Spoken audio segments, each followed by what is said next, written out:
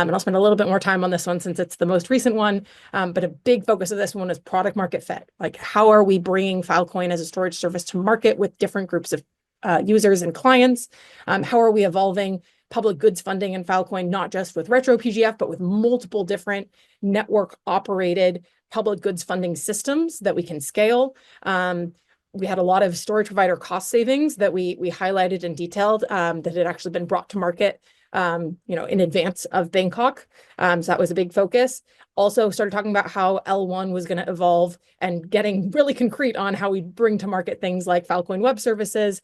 We initially broached some conversations about at least how we would talk about Filecoin L1 and L2s and how we would align them. That I think is still a topic for us to discuss more deeply in this FWS or FDS as well. Okay, so I went through all of our closing and recap and documents from FDS 5 and wanted to remind us a little bit as a community of what we talked about and aligned on. So we kicked off FDS 5 talking a lot about challenges, opportunities, next steps, where we needed to be improving. We had this awesome diagram that Juan had presented around kind of 4 main verticals, and we did some initial mapping of how different on-ramps are targeting those different verticals.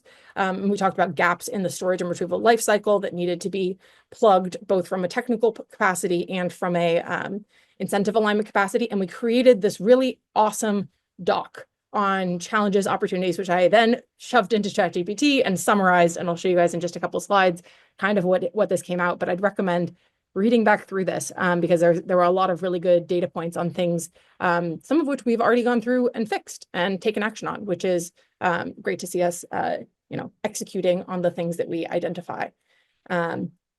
We also spent a lot of time talking about this L1 evolution, how we might actually bring Filecoin storage primitives to life, how we would align L1 and L2 capabilities to cohesively bring Filecoin service offerings to many different end user customer profiles.